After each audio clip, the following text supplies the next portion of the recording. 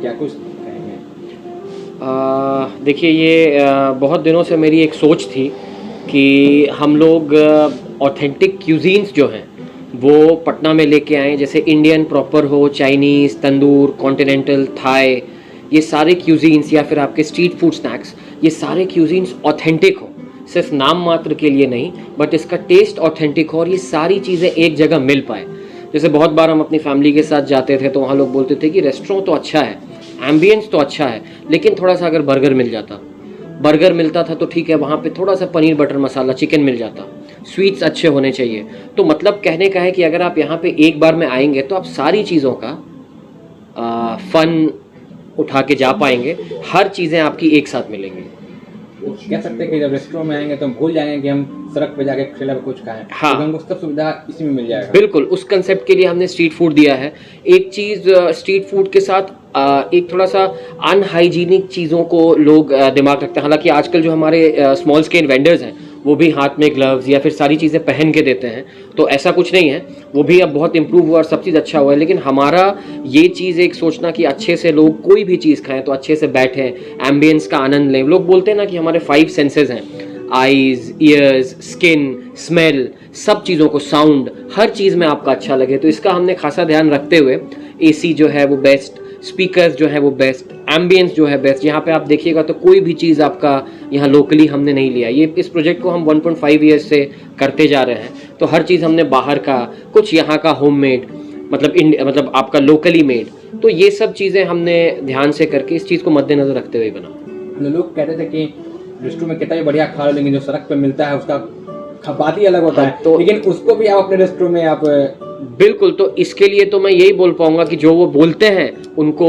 बस एकदम हाल ही में, बस 3-4 दिनों में हमारा चटपटा क्लब स्ट्रीट फूड जो है वो शुरू होने वाला है, तो वो लोग यहाँ आएँ, खाएं, उसके बाद अपना फीडबैक दें, उनको बिल्कुल वैसा महसूस आपका पैकेट पे कितना असर पड़ेगा, उनके पैकेट पे क्या जाएगा?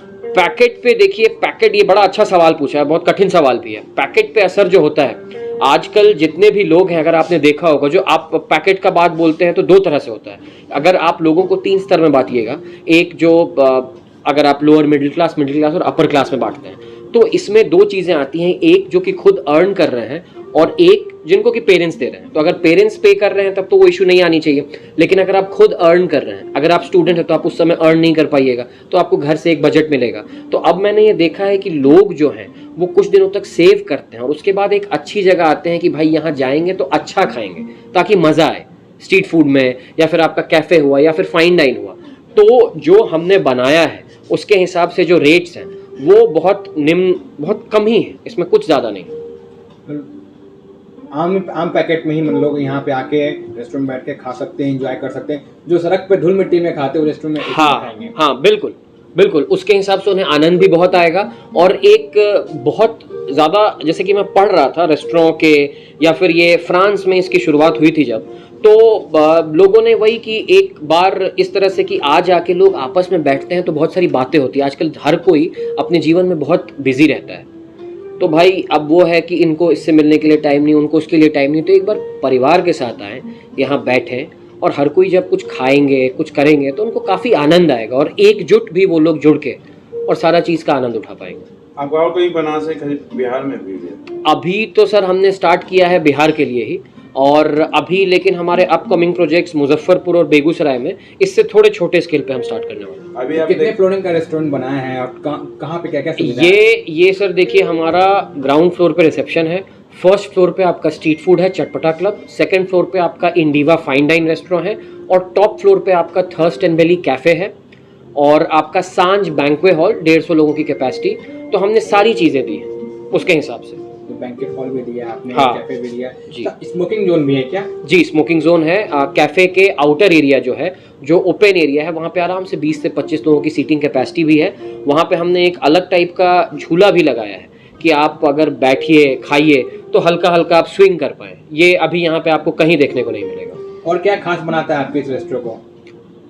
एक तो सर ये बात है कि हर एक चीज़ आपको अंडर वन रूफ मिलेगा। इसका आप सबसे बेहतरीन एग्जांपल आजकल मॉडर्न टाइम में देखिए कि मल्टी स्पेशलिटी हॉस्पिटल, आप कहीं भी जाते हैं तो पहले क्या होता था कि डॉक्टर साहब यहाँ देखेंगे, जांच वहाँ से कराइए, एक्सरे यहाँ पे होगा, तो दवाई कहीं और से लीजिए, तो वैसा नहीं। अब हम लोग उसी तरह सारी चीज़ें आपको एक जगह मिलेंगी, प्लस एम्बियंस आपका, जैसे कि मैं अगर बताऊं तो ये इटालियन मार्बल हुए, पर्शियन ताज हुआ, जो भी हुआ, ये सारी चीज़ें बाहर की हैं ताकि लोग आएँ, अगर हल्का सा स्पेंड कर रहे हैं तो उसका वैल्यू फॉर मनी उनको जा पाए।